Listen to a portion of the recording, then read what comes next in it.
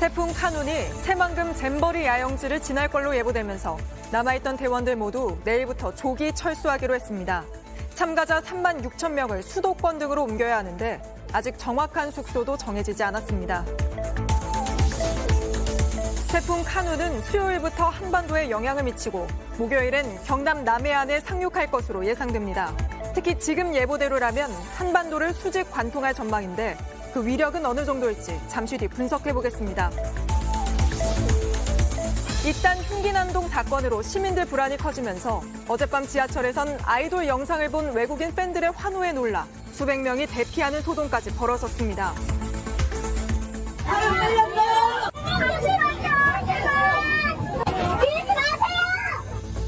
서현역 현장에는 유가족이 추모의 글을 남기는 등 추모 물결이 이어졌습니다.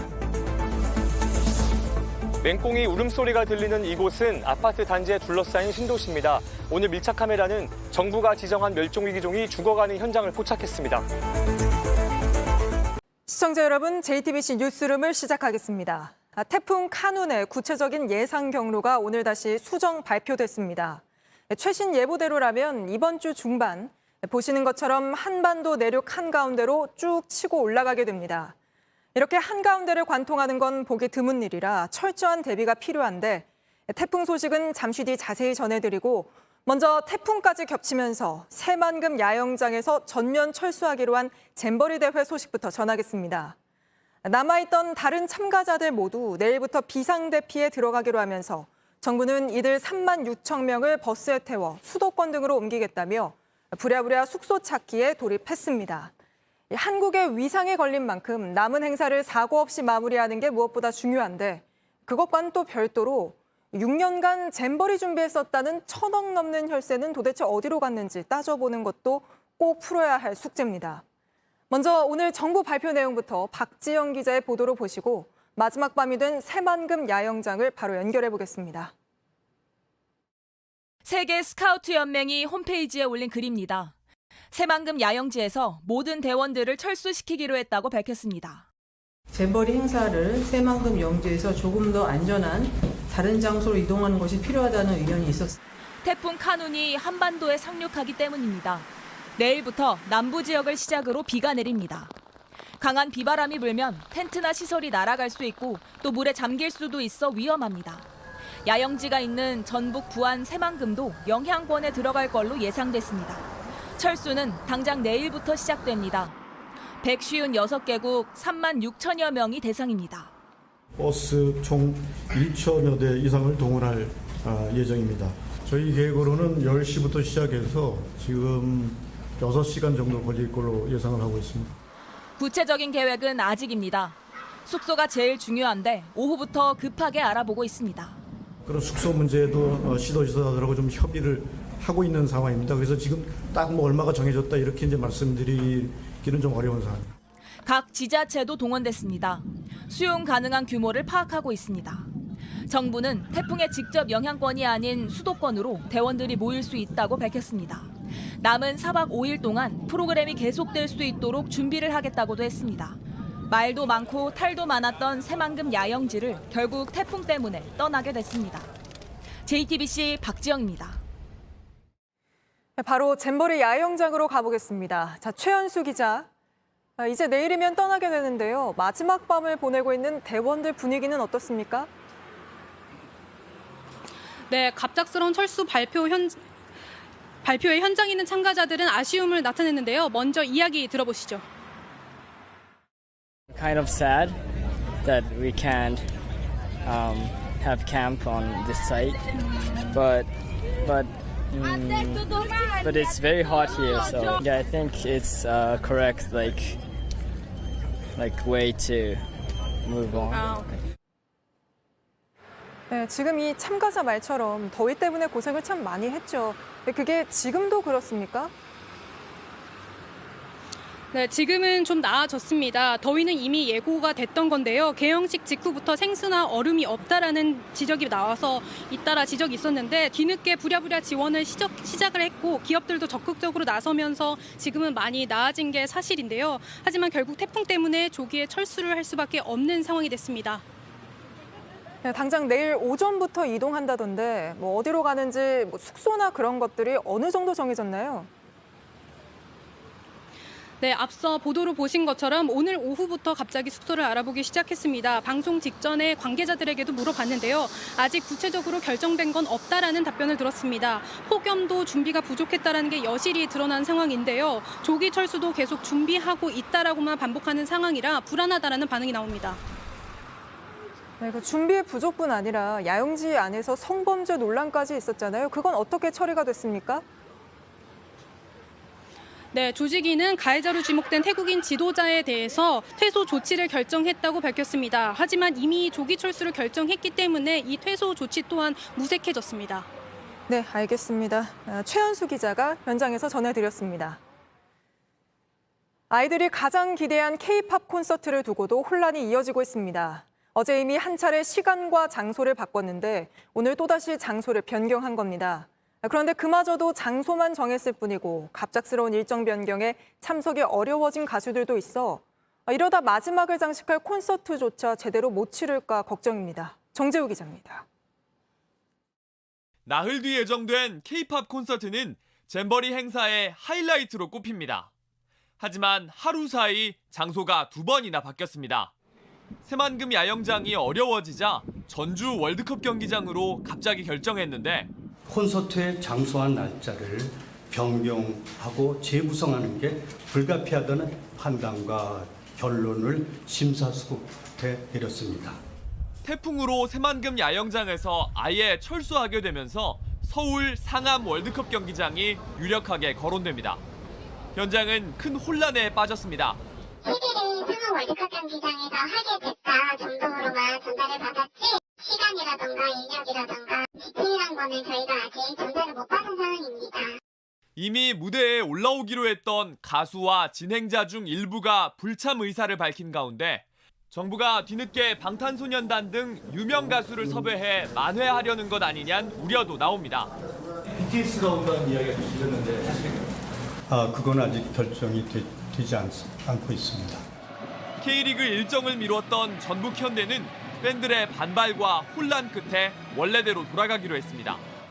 정부가 잼버리의 마지막을 화려하게 장식할 행사로 꼽은 콘서트를 제대로 치르려면 넘어야 할 산이 많습니다. JTBC 정재우입니다. 이 잼버리 대회엔 1,000억 넘는 세금이 쓰였습니다. 어디에 쓴 건지 따져봐야 하는데 잼버리 배우겠다며 공무원들이 99번이나 해외로 나간 사실이 드러나 논란입니다. 특히 잼버리가 한 번도 열린 적 없는 스위스, 이탈리아로도 떠난 걸로 확인됐습니다. 이걸 두고 여야가 서로 내 탓 공방만 벌이고 있지만 잼버리 관련 예산 집행은 전현 정부 시기에 두루 걸쳐서 이뤄졌습니다. 최규진 기자입니다. 이탈리아 베네치아 광장에서 전북도청 공무원들이 기념사진을 찍고 있습니다.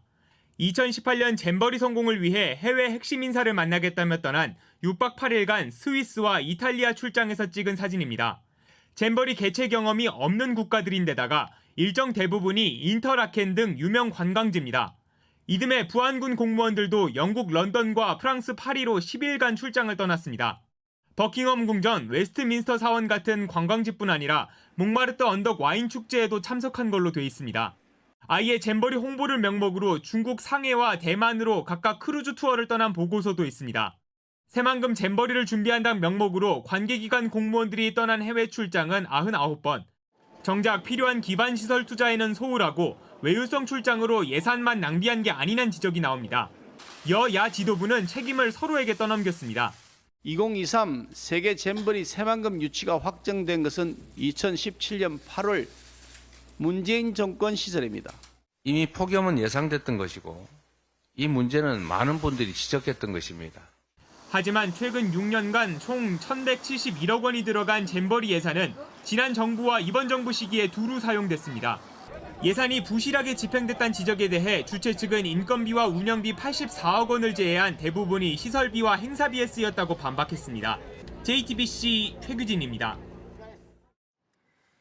예산을 이렇게 쓰고도 조직위는 대회를 불과 2달 앞두고 또 돈을 달라고 했습니다.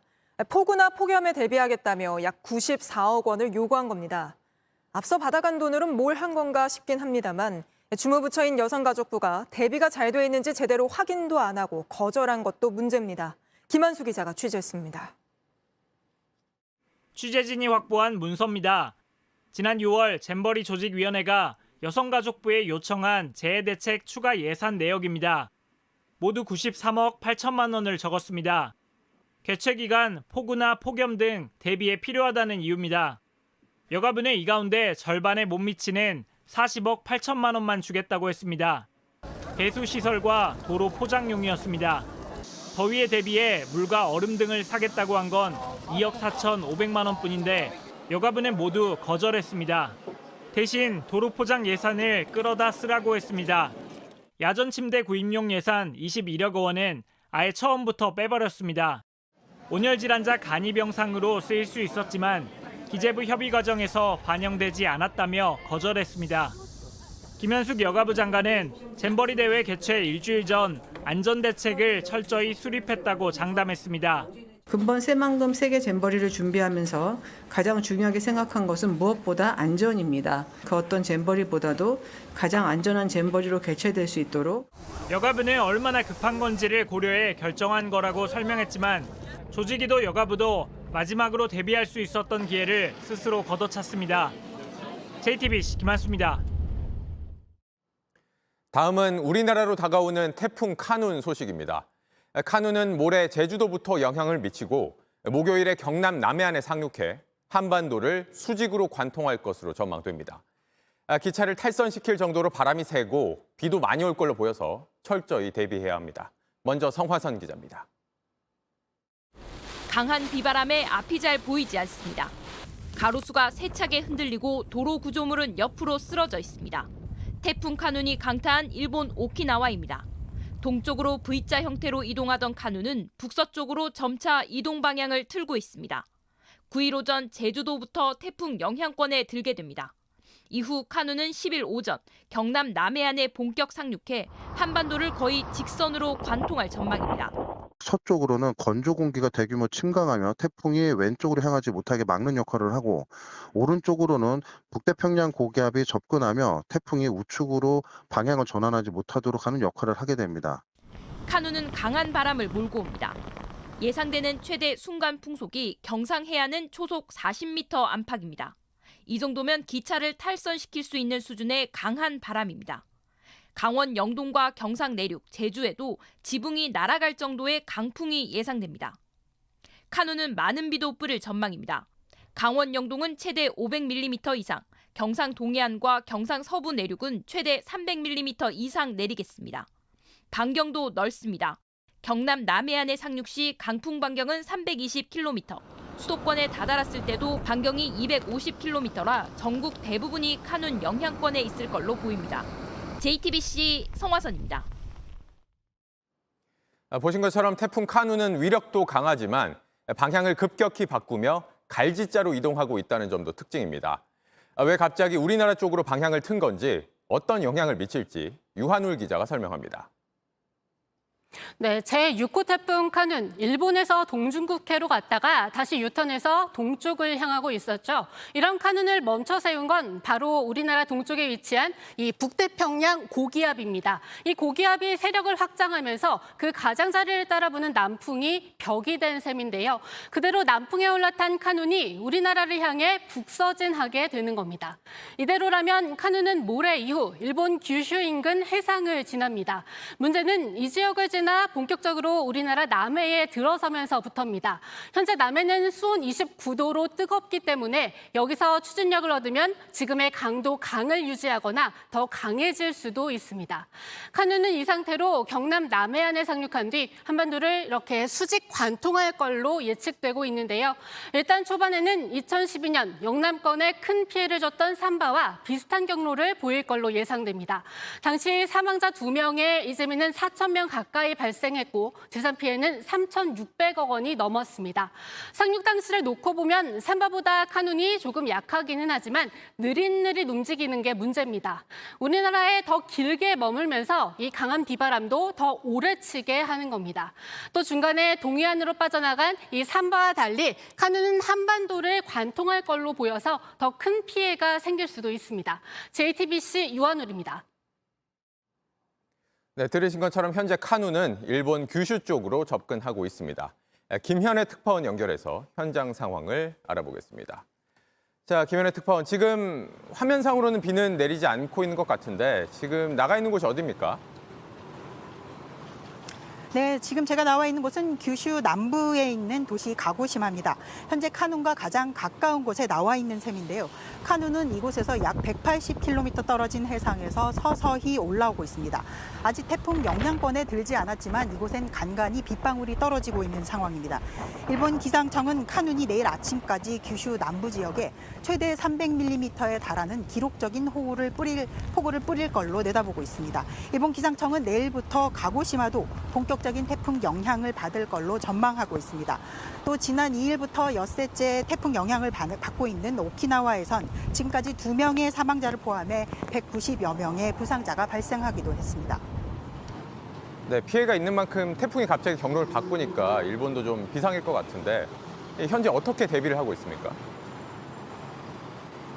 네, 지난주 오키나와 지역을 강타한 뒤 방향을 틀어 다시 오키나와로 카눈이 돌아왔는데요. 카눈이 또다시 방향을 꺾어서 일본 규슈 쪽으로 올라오자 일본엔 비상이 걸렸습니다. 특히 카눈이 규슈 서쪽 해상을 지나 한반도로 올라가는 경로인데 이 경우 규슈 전체가 태풍의 위험 반원의 오른쪽에 들어가 태풍 피해가 상당할 걸로 예상됩니다. 일본 기상청은 오늘 오후 긴급 기자회견을 열기도 했습니다. 또 일본 JR 서일본은 이번 주 일부 지역 신칸센 운행을 중단할 수 있다는 발표를 내놓기도 했습니다. 또 기시다 후미오 일본 총리는 이번 주 수요일 나가사키에서 열리는 원폭 관련 행사에 참석할 예정이었는데 전격 취소하기도 했습니다. 제가 오늘 오후 이곳에 도착했는데 공항엔 태풍 소식에 가고시마를 빠져나가는 사람들로 공항이 많이 북적이기도 했습니다. 지금까지 일본 가고시마에서 JTBC 김현예입니다. 경찰이 오늘 서현역 흉기 난동 피의자의 신상을 공개했습니다. 저희가 지난 4일 밝힌 대로 2001년생 22살 최원종입니다.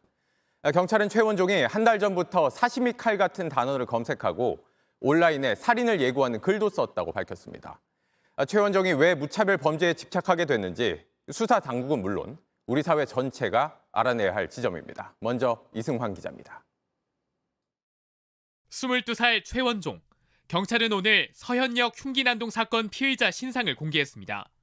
운전면허증 사진은 아직 앳됐고 체포 직후 모습은 짧은 머리에 수염이 덥수룩했습니다.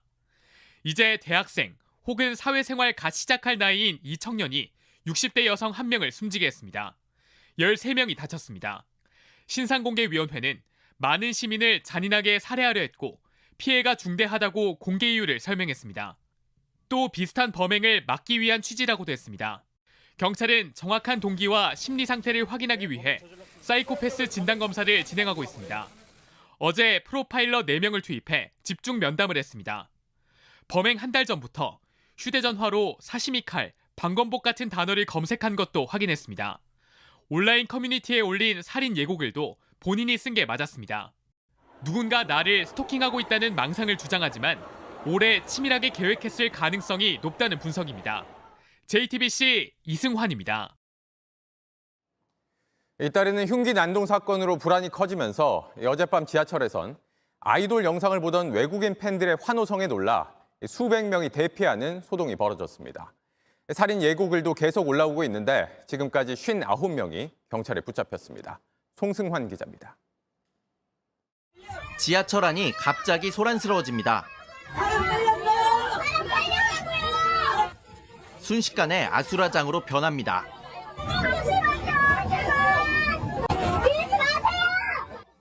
벗겨진 신발과 물건들이 널브러져 있습니다. 어제 저녁 8시 30분쯤 서울 지하철 9호선 신논현역으로 향하는 열차 안입니다. 열차에 타고 있던 외국인들이 BTS 영상을 보다 소리를 질렀습니다. 그 소리에 놀란 시민들이 경찰과 소방에 신고했습니다. 가스가 누출됐다, 칼부림이 있다는 내용까지 있었습니다. 열차 문이 열리고 소방관이 대피시키자 겁에 질린 승객 수백 명이 한꺼번에 쏟아져 나오면서 7명이 다쳤습니다. 최근 잇따르는 무차별 흉기 난동 때문에 소리만으로도 극도의 공포를 느낀 겁니다.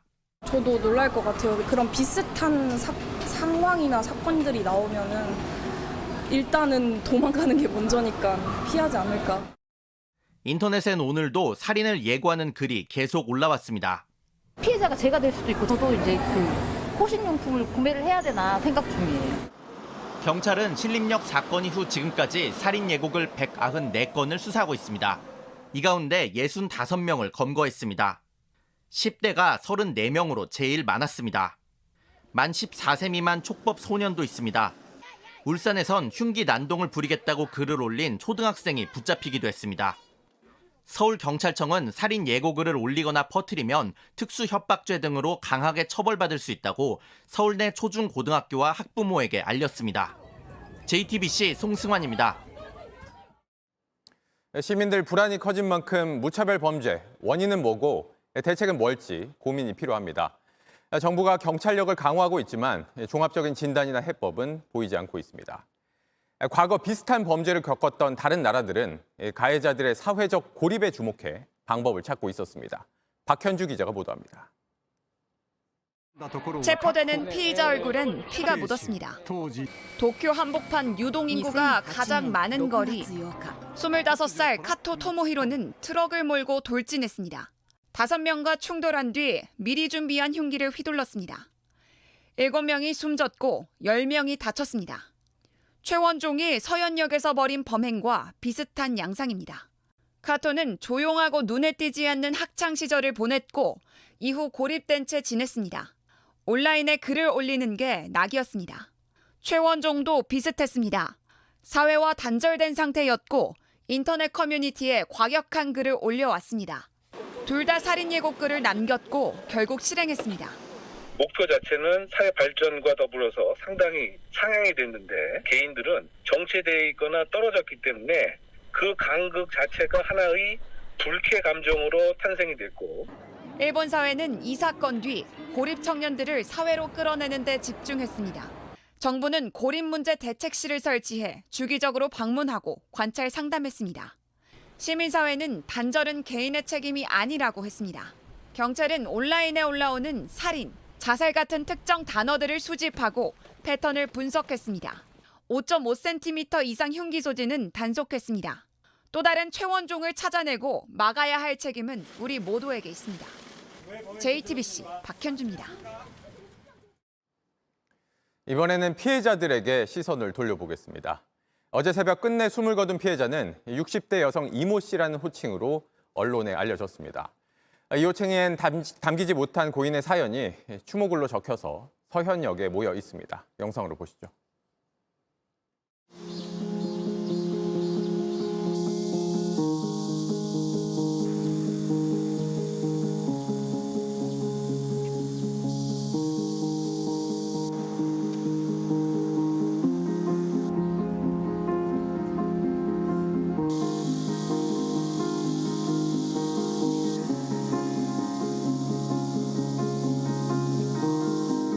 차에 치여 뇌사 상태에 빠졌던 60대 여성이 사건 발생 사흘 만인 오늘 새벽 숨졌습니다. 단순히 그냥 하나의 사건으로 하기에는 그 집에 자녀가 3명이고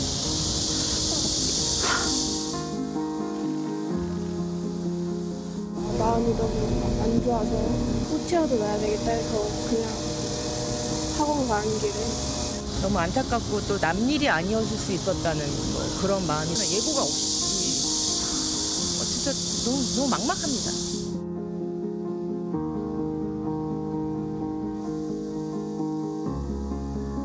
가족들 너무 걱정하지 말고 우리가 가까이 있으니까 안전한 곳에서 영면하시라고.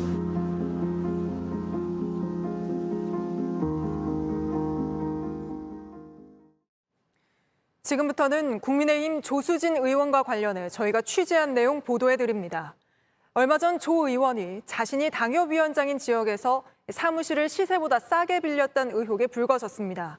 당시 조 의원 측은 특혜는 없었다고 해명했는데 저희가 확인해보니 특혜가 아니라던 조 의원은 며칠 전 사무실을 근처의 다른 곳으로 옮겼고 조 의원이 방을 빼자 보증금을 일부 조정하긴 했지만 월세가 3배로 뛰었습니다. 송우영 기자의 단독 보도입니다. 지하철역 근처에 있는 한 상가 건물입니다.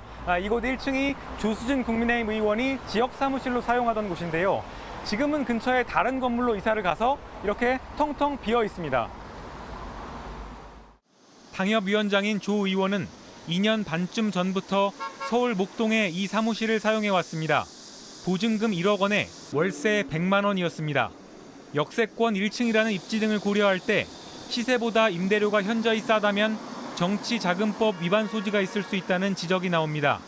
실제 조 의원보다 3개월 뒤쯤 입주한 옆 가게는 보증금 3천만 원에 월세 300만 원에 계약한 걸로 파악됐습니다. 공실이 된 조 의원 사무실 매물도 현재는 보증금 3천만 원에 월세 300만 원에 나와 있었습니다. 조 의원이 떠난 뒤 보증금은 일부 내렸지만 월세는 3배가 된 겁니다. 3천에 300이면은 이제 시세가 그 정도 되는 거죠. 그렇죠. 약간은 뭐 업이 될 수는 있지만 그냥 현재 전체 그 일대 분위기가 그 정도 시세예요. 또 다른 부동산 관계자도 조 의원이 보증금을 1억 원으로 올렸더라도 월세를 100만 원만 냈다면 시세의 절반도 안 되는 수준이라고 말했습니다. 당협위원장으로서 특혜를 받은 것 아니냐는 의혹에 대해 조 의원 측은 해당 자리를 분양 대행사가 월세 80만 원에 이용한 적도 있던 걸로 알아 특혜 의혹에 동의하지 않는다고 밝혔습니다. 또 옆 가게는 입지가 달라 단순 비교하기 어렵다면서 최근 사무실을 옮긴 건 내년 총선을 대비하기 위해 더 넓은 장소가 필요했기 때문일 뿐이라고 덧붙였습니다. JTBC 송우영입니다. 조수진 의원이 사무실에 있던 건물주는 지난해 구청장 출마를 준비한 걸로 알려진 사업가였습니다. 조 의원 주변에선 이 사업가가 조 의원을 많이 도와줬다는 얘기도 들리는데 이런 가운데 중앙선거관리위원회가 특혜 의혹에 대한 진상 파악에 착수한 것으로 파악됐습니다. 계속해서 송우영 기자가 보도합니다. 해당 건물 소유주는 과거 양천구 구의장을 지낸 사업가 C씨입니다. 부동산 임대업 등을 하는 C 회장은 지난해 양천구청장 출마도 준비했던 걸로 알려졌습니다. 그동안 조 의원에게 수십만 원 상당의 후원도 여러 번 했던 걸로 파악됐습니다. 중앙선관위는 최근 C 회장에게 조 의원 사무실 임대 계약서와 월세 거래 내역 등의 자료를 요구한 걸로 전해졌습니다. 이에 대해 C 회장은 JTBC에 조 의원실이 이미 우리 건물에서 나갔으니 할 말이 없다면서도 선관위가 문의한 내용은 이미 선관위에 다 보고를 했다고 전했습니다. 조 의원 사무실에서 근무했던 한 관계자는 정치에 꿈이 있던 C 회장이 평소 조 의원을 많이 도왔다고 전했습니다. 손상 꿈이 있었어요. 서류까지 준비 다 하고 이렇게 좀 호의를 베풀어주면 나중에 좀 유리하지 않을까 이런 생각을 좀 있으셨던 것 같아요. 뭐 목사님들도 모아주시고 양구의 사람들도 모아주고 많이 도와주셨죠. 조 의원 측은 C 회장은 양천구 당협위원장이 된 뒤 알게 된 지역 원로라며 사무실은 좋은 입지를 보고 선택한 거라 C 회장 소유 여부와는 관련이 없다고 밝혔습니다. 그러면서 코로나 시기에 공실이라 임차한 것으로 시세를 지금과 단순 비교할 수 없다고 덧붙였습니다. JTBC 송우영입니다. 민주당 김은경 혁신위원장이 노인 비하 발언 논란에 이어 시부모 봉양 발언으로 진실 공방을 벌이고 있습니다. 구설이 이어지자 당내에선 사퇴해야 한다는 목소리도 커지고 있습니다. 구혜진 기자입니다.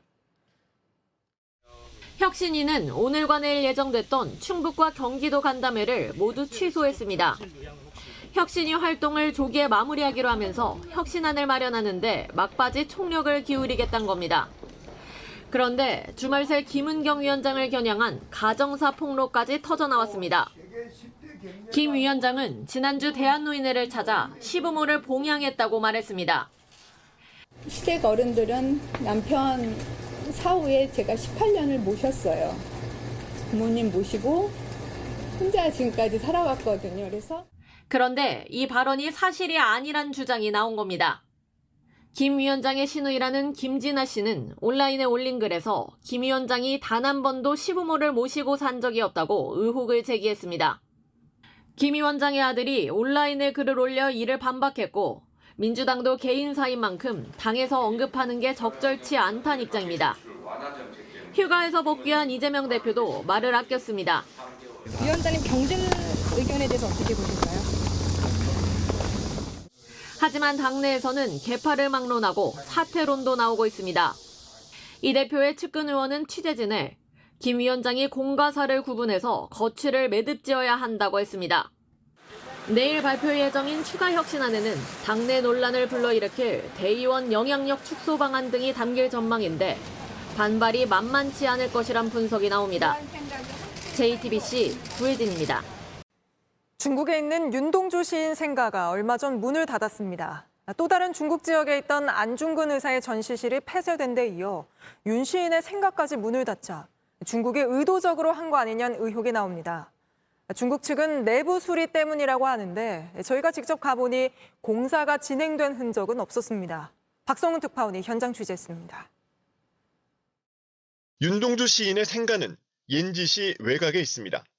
우리나라 방문객들이 끊이지 않으면서 관광단지로 크게 조성됐습니다.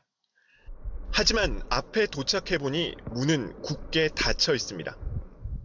죽는 날까지 하늘을 우러러 한 점 부끄럼 없기를. 윤동주 생가 앞에는 대표적인 시 서시가 이렇게 기록되어 있습니다. 하지만 들어가는 생가 정문 앞에는 내부 수리 중이어서 참관을 잠시 중단한다고 되어 있습니다. 관리실은 아무도 찾지 않은 듯 텅 비어 있고 마당에는 벌써 풀이 자랐습니다. 한동안 방치돼 있었다는 걸 짐작케 하는 모습입니다. 우리 외교부는 어제 중국 당국이 보수공사 때문에 생가를 폐쇄했다고 알려왔다고 밝혔습니다. 하지만 최근 한중 관계가 악화되면서 의도적으로 폐쇄한 게 아니냐는 의혹이 나옵니다. 내부 수리를 이유로 참관을 잠시 중단한다고 되어 있는데 정작 안을 보면 공사를 하거나 작업을 하는 사람들은 전혀 찾아볼 수 없는 상황입니다. 윤동주 시인의 생가가 폐쇄된 건 7월 초부터였습니다. 한 달이 넘어가자 관광객들의 발길도 거의 끊겼습니다. 글쎄 이제 한 달 됐나요? 지금 제가 구체적으로 잘 모르겠고요. 보수하냐고 후에 거기에 아니면 결정했을 겁니다. 4대째 이곳에 살고 있다는 할머니는 윤동주 시인을 중국인으로 알고 있습니다. 무슨 문제가 있어요. 중국과 한국이 무슨 멋이 있는 것 같아요. 한국에서 그제 윤동주도 자기네 나라 사람이라 한답니다. 중국은 지난 2012년 조선족 애국 시인 윤동주라는 표지석을 세우고 국적을 중국으로 바꿔 논란이 되기도 했습니다. 룽징에서 JTBC 박성훈입니다.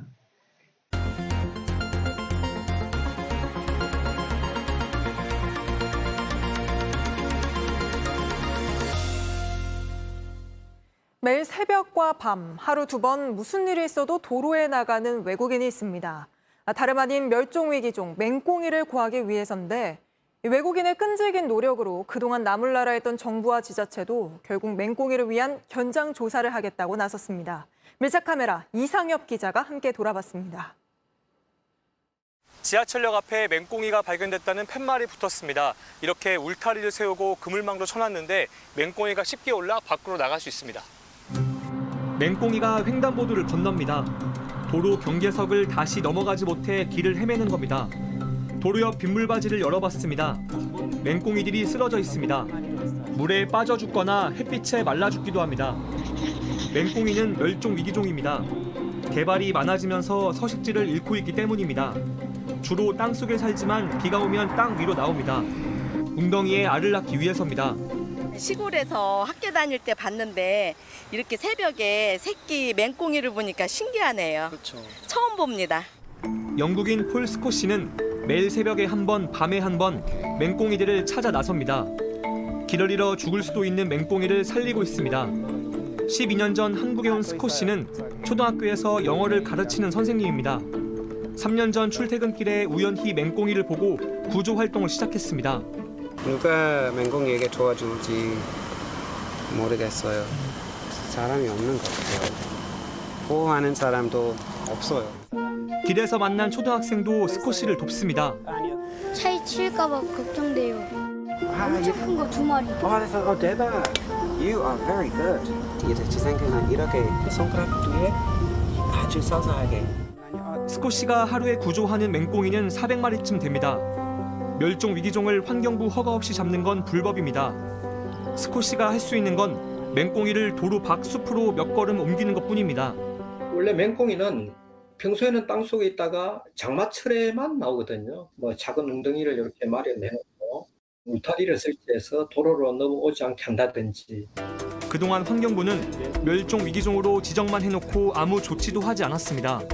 지자체도 마찬가지입니다. 작년에 외국인분이 신고를 해주셨다고. 일단은 저희도 나설 수 있는 입장이 아니다 보니까. 취재가 시작되자 환경부는 그제야 현장 조사를 검토하고 있다고 밝혔습니다. 포획해서 이주할 수 있는 방안이 있는데 로드킬 당하지 않도록 저희가 이제 지시를 할 수도 있는. 스콧 씨는 맹꽁이와 함께 살 수 있는 방법을 찾고 싶다고 합니다. 환경부 어떻게 맹꽁이 살고 있는지 보여드리고 싶었어요. 그 앞으로 내년에도 아무것도 안 하면 똑같은 상황이 될 것 같아요. 이곳에서 맹꽁이는 매일 수십 마리씩 죽어갔습니다. 멸종 위기종은 말 그대로 언젠가 사라질 수 있습니다. 이렇게 지정만 하고 보호하지 않으면 생태계는 흔들릴 겁니다. 밀착 카메라 이상엽입니다. 다음 이슈는 조금 설명을 드리겠습니다. 4년 전 공무원 준비하던 남성이 아동 성착취물 200개 넘게 내려받았다 벌금형을 받았습니다. 공무원길도 막혔죠. 현행법상 아동 성범죄자는 평생 공무원이 될 수 없습니다. 그러자 이 남성 헌법재판소를 찾았습니다. 성착취물을 만들거나 판 것도 아니고 받기만 했는데 공무원 꿈도 못 꾸게 하는 법이 과연 맞느냐는 겁니다. 그런데 헌재가 2달 전에 이걸 받아들였습니다. 죄가 얼마나 무거운지 따져보지 않고 무조건 공무원 막는 건 헌법에 안 맞다는 겁니다. 오늘 인사혁신처가 그럼 공무원 평생 못하게 하는 건 아니고 20년 동안 못하게 하겠다. 이런 법 개정안을 내놨습니다. 신진 기자가 이 개정안이 무슨 의미인지 어떤 절차를 밟아야 하는지 설명드립니다. 궁금한 점을 묻고 답하는 온라인 게시판입니다. 미성년자에게 성범죄를 저질러 처벌받았는데 공무원이 되는데 문제는 없을지 묻는 글들이 많습니다. 이런 경우 지금은 평생 공무원이 될 수 없습니다. 그런데 헌법재판소는 지난 6월 이 조항이 헌법에 어긋난다고 판단했습니다. 개별 범죄의 경중을 따지지 않고 아동과 관련 없는 직무에까지 영구히 임용을 금지하는 게 과잉금지 원칙에 어긋난다는 겁니다. 정부는 고심 끝에 취업 제한 기간을 20년으로 하는 개정안을 냈습니다. 형법상 자격 정지 최대 15년보다도 길게 잡았습니다. 인사혁신처 관계자는 기회는 주되 쉽게 발을 들이기는 어렵게 하려는 취지라고 설명했습니다. 이 개정안이 9개월 안에 국회를 통과하지 않으면 기존 법의 효력마저 사라지게 됩니다. 형을 선고받은 미성년자 성범죄자도 공무원이 될 수 있는 겁니다. 과거에도 이런 입법 공백이 있었습니다. 2016년 성범죄자의 아동 청소년 기관 취업을 일률적으로 10년간 막던 법이 위헌 판결을 받았습니다. 하지만 법 개정이 이루어지는 사이 성범죄자 130여 명이 취업했고 법이 개정된 2년 뒤에야 정부가 걸러내 퇴출시켰습니다. JTBC 신진입니다. 벌써 2주째 폭염특보가 이어지고 있습니다. 해가 갈수록 더위가 길어지면서 바다 수온도 올라가고 있는데 이 때문에 따뜻한 물을 좋아하는 상어들이 동해에 자주 나타나고 있습니다. 황예린 기자가 현장 취재했습니다. 곧게 선 등 지느러미가 보트 옆으로 지나갑니다. 공격성이 강한 청새리 상어입니다. 제가 있는 여기 강릉항 방파제로부터 500m가량 떨어진 바다에서 상어가 발견됐습니다. 상당히 가까운 거리인데요. 바로 옆엔 이렇게 피서객이 많이 찾는 해수욕장도 있습니다. 이 때문에 상당히 위험할 수 있었던 상황. 올 여름철 동해안에서만 상어 신고가 16건 접수됐습니다. 특히 위험종인 백상아리나 청상아리 등이 많이 나타나고 있습니다. 어제 상어 나왔다고 거기 멀리까지 가지 말라고 했어요. 일부 지자체는 해수욕장 곳곳에 상어 주의 팻말을 설치했고 인근 바다엔 상어 차단용 그물망을 펼쳐놨습니다. 해양경찰은 순찰을 하다가 상어를 발견하면 주변 피서객과 어업인들에게 대피하라고 알리고 지자체에 이 내용을 곧바로 공유합니다. 수상레저, 스킨스쿠버 각 업체에다가 안전 궤도 문자를 계속 발송하고 있습니다. 가장 빠른 시간 내에 해상에서 육상으로 출수를 하게끔.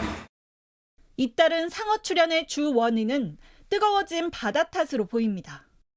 최근 10년 동안 8월 동해 표층 수온은 꾸준히 올랐습니다. 2015년까지 25도가 채 안 됐는데 지난해엔 2도 가까이 오른 겁니다. 이게 해수온이 상승해 가면서 큰 먹잇감들, 다랑어라거나 이런 것들이 이렇게 위쪽으로 올라오니까 그 먹이를 따라 가지고 큰 상어들이 올라오는 거예요. 그건 이제 지속될 것이고 내년 내후년 갈수록 앞으로 대비를 해야 될 것 같아요. JTBC 황예린입니다. 열대야가 계속되면서 요즘 밤잠에 드는 것도 쉽지 않습니다. 에어컨은 남 얘기인 사람들이 특히 괴로운 시기인데 이런 사람들을 위한 더위 대피소가 있습니다. 임예은 기자가 다녀왔습니다. 서울 강동구에 있는 한 관광호텔입니다. 하지만 폭염특보가 내려지면 달라집니다. 찜통더위에 노출된 취약계층이 밤새 몸을 피할 수 있는 숙소가 되는 겁니다. 조박문 씨는 숨막히는 집을 나와 곧바로 이곳을 향했습니다. 지하방이 보통 좋은 게 아닙니다. 성분 갖고 내지도 않아요. 그러니까 못 자는 거죠. 이경순 씨 역시 열대야를 이기지 못해 이곳으로 피신했습니다. 여기 오기 전에는 뭐 그냥 지하철 타고 왔다 갔다 그랬죠. 처음에 왔을 때 아 이거구나 여기구나 그래. 이렇게 폭염특보가 내려지면 일부 취약계층들은 냉방시설이 설치된 곳에서 하룻밤을 묵을 수 있습니다. 구청의 지원으로 횟수 제한 없이 무료로 이용 가능한데 현재 서울 시내 67곳이 있습니다. 쪽방촌 주민들을 위한 밤더위 대피소도 있습니다. 복지시설에서 무료로 준 이용권을 내면 목욕탕 휴게 공간에서 하룻밤 편히 잘 수 있습니다. 하지만 많이 알려지지 않은 탓에 이용하는 주민은 아직 적습니다. 서울에 3곳 있는데 한 곳당 하루 평균 10명 정도가 이곳을 찾고 있습니다. 이게 좋다는 걸 아직 잘 모를 수도 있어. 그 시원한 바람 밑에서 주무시니까 다 대만족이신 것 같던데요. 앞서 언급한 안심숙소 역시 주민 이용률이 높진 않습니다. 대응책이 마련되고 있다라는 사실 자체를 모르는 분들이 많기 때문에 홍보를 조금 더 전략적으로 잘 했으면 좋겠어요. JTBC 임예은입니다. 이렇게 더울 때 아이스크림 많이 찾게 되는데 가격표 보면 손이 쉽게 가지 않습니다. 1년 전보다 10% 넘게 올랐습니다. 정부 요청으로 라면이나 과자 가격은 내려갔는데 아이스크림은 꿈쩍 않고 있습니다. 이상화 기자가 취재했습니다. 찜통더위에 아이스크림 코너를 찾았다가 부쩍 오른 가격에 놀랐다는 소비자들이 적지 않습니다. 합리적으로 올렸으면 좋겠어. 그래서 올리자 해갖고 올려버리고. 콘 종류가 조금 가격이 많이 오른 것 같아서 사실 편의점에 사기가 좀 부담스러워지는. 지난달 기준으로 아이스크림 값은 1년 전에 비해 10.7% 올랐습니다. 평균 물가 상승률보다 5배가량 높습니다. 올 들어 1,000원짜리 아이스크림은 1,200원으로 올랐습니다. 그런데 지난달 한 대형 아이스크림 업체가 또다시 편의점 공급 가격을 올리기로 했습니다. 정부가 인하 요청을 한 뒤 몇몇 라면과 빵, 과자 가격이 내려간 것과 반대 흐름입니다. 원가 부담이 되기 때문에 가격 인하를 하지 않은 거고요.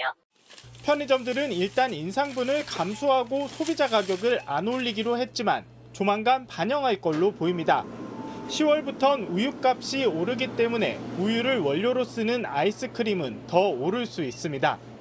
여기에 다른 가공식품과 외식 가격까지 뛰다 보니 소비자들은 2%대로 둔화된 물가를 체감하기 어렵습니다. 저는 이제 아이가 있으니까 라면이나 뭐 이런 음료수나 우유 뭐 이런 고기 이런 위주로 많이 사게 되는데 가격 차이 딱히 그렇게 잘 못 느끼겠어요. 실제 장기 물가 흐름을 가늠하기 위해 변동폭이 큰 농산물과 석유류를 빼고 매기는 근원 물가는 올 들어 4.5% 올랐습니다. 외환 위기가 있던 1998년 6.8%를 기록한 이후 25년 만에 가장 높은 수치인데 가공식품과 외식비, 공공요금 등이 오른 영향입니다. JTBC 이상화입니다.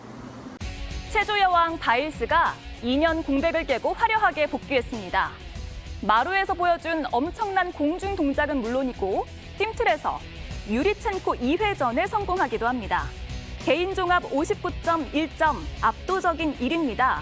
도쿄올림픽 때 성적에 대한 압박으로 정신적인 고통을 호소하며 기권했던 바이스. 지금은 몸도 마음도 건강하다고 합니다. I think I feel a lot better because I found ways to manage that. It's like deleting Twitter, not trying to look at it. 대한체육회가 소트니코바의 도핑 의혹에 대한 재조사를 요구했다는 소식 지난주 전해드렸는데요. IOC가 재조사 계획이 없다는 입장을 회신했습니다. 저희가 확인한 서한에는 2014년과 2017년 조사 당시 기록엔 부적합 분석 결과가 없었다는 IOC 설명이 담겼습니다. 또 2017년 소트니코바가는 자필 진술서 등을 근거로 규정 위반이 없었다는 결론에 도달한 내용도 들어있습니다.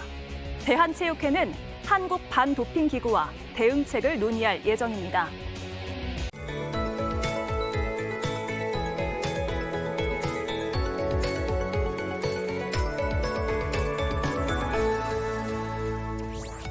폭염의 기세가 좀처럼 식지 않고 있습니다.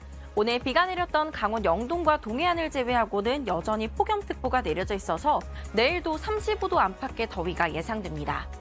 오늘 밤과 내일 폭염특보가 해제된 강원 영동과 동해안에 최고 100mm 이상의 비가 내리겠고요. 내륙은 최고 40mm, 호남 많은 곳에는 100mm 이상의 소나기가 쏟아지겠습니다. 한편 우리나라도 제6호 태풍 카눈의 영향에서 벗어날 수 없겠습니다. 태풍이 일본 오키나와 동북동쪽에서 북상하면서 모레부터 전국에 비바람이 몰아치겠습니다. 당분간 해안가에 너울성 파도가 밀려들겠고 현재 남해안과 제주 해안에 내려진 풍랑특보는 내일 태풍특보로 바뀔 가능성이 있겠습니다. 내일 아침 기온 서울, 광주 26도, 부산 27도가 예상되고요. 낮 기온은 서울, 전주 36도, 광주 37도, 부산 35도로 서쪽 지역을 중심으로 매우 덥겠습니다. 주 후반 태풍의 영향으로 더위의 기세는 한풀 꺾이겠습니다.